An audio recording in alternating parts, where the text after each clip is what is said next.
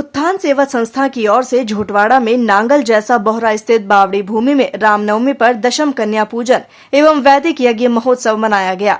वंचित समाज की बच्चियों को सभी समाजों के लोग अपने हाथों से जिमाकर समरसता का संदेश दिया। बच्चियों को उपहार में शिक्षा का प्रकाश दिया। शनिवार को संस्था के अध्यक्ष कैप्टन शीशराम चौधरी ने बताया कि कन्या पूजन के लिए आसपास की झुग्गी झोंपड़ियों में रहने वाले परिवारों की 571 कन्याओं को अलग अलग बसों से कार्यक्रम स्थल तक लाया गया। गाजेबाजी और पुष्प वर्षा के साथ उनकी अगवानी की। पाद प्रक्षालन कर कन्याओं का पूजन किया। मां दुर्गा के रूप में श्रृंगार कर भोजन प्रसादी कराई गई। सभी बच्चियों को ड्रेस, चरण पादुका, पाठ्य सामग्री, स्टेशनरी सहित अनेक उपहार प्रदान किए। उपस्थित सभी लोगों ने कन्याओं की सामूहिक आरती उतारी। आयोजन में कन्याओं ने प्लास्टिक मुक्त जीवन शैली अपनाने के लिए संदेश दिया। रामनवमी के पावन पर्व पर कन्याओं के सर्वांगीण विकास के लिए पतंजलि योग समिति एवं उत्थान संस्थान ने एक बहुत बड़ा दायित्व पिछले 10 वर्षों से ले रखा है। इसमें शहर की ऐसी बिल्कुल निर्धन कन्याओं को शिक्षण की व्यवस्था, उनके वस्त्र की व्यवस्था, उनकी पुस्तकों की व्यवस्था, उनकी स्कूल फीस की व्यवस्था इन दोनों संस्थाओं के तत्वाधान में किया जाता है। हमारा उद्देश्य है कि यदि जैसा कि हमारी भारत सरकार का भी उद्देश्य है बेटी पढ़ाओ बेटी बचाओ, ठीक उसी प्रकार हमारा भी उद्देश्य यही है कि बेटी को बचाया जाए, बेटी को पढ़ाया जाए। बेटी यदि हमारी शिक्षित होगी, हमारी कन्या यदि शिक्षित होगी तो निस्संदेह राष्ट्र का सर्वांगीण विकास होगा।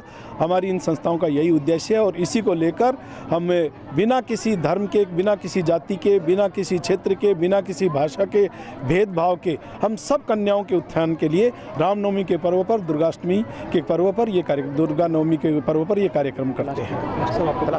मैं कुलभूषण बैराठी और हमारा एक उद्देश्य और रहता है कि प्लास्टिक को बिल्कुल एकदम से हटा दिया जाए, जिससे कि हमारे यशस्वी प्रधानमंत्री जी का जो उद्देश्य है स्वच्छ भारत, समृद्ध भारत, स्वस्थ भारत, तो उसको यदि 100% सफल करना है तो निश्चित रूप से प्लास्टिक को भी इसमें से हटाना होगा। मैं कुलभूषण बैराठी हूँ, पतंजलि योग समिति का राजस्थान का प्रदेश अभिभावक हूँ। मैं कैप्टन शीशराम चौधरी, उत्थान सेवा संस्थान के अध्यक्ष। आज 10 साल से लगातार जो बेटियां झुग्गी झोपड़ी में रह रही हैं, कचरा बीनती हैं, उनको मान सम्मान कैसे मिले, तो आज 10 साल पूर्व हमने 51 कन्याओं से कार्यक्रम शुरू किया था और आज 571 कन्याओं का पूजन है। पूजन का उद्देश्य एक था बड़ा, अकिन बेटियां समाज से नहीं कटे, ये समाज से जुड़े, इनको ये महसूस नहीं हुआ कि हमारे को कोई पूछता नहीं है। इनका पैर धोना, फूल बरसाना और पूरा मान सम्मान करना।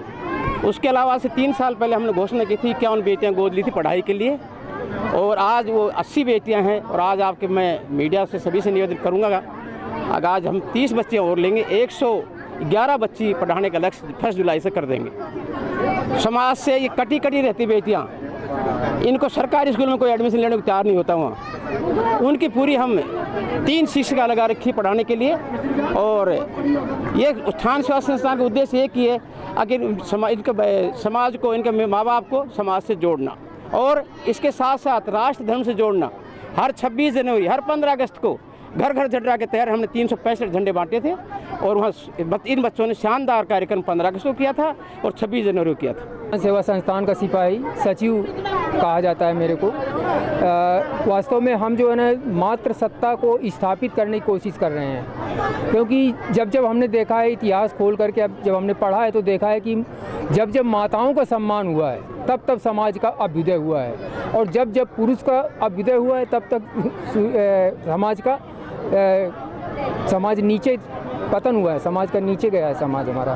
तो हम मातृ सत्ता को ऊपर उठाने की कोशिश कर रहे हैं और हमारी प्राचीन संस्कृति ही रही है कि 9 वर्ष की शुरुआत भी हम माता के पूजन से करते हैं।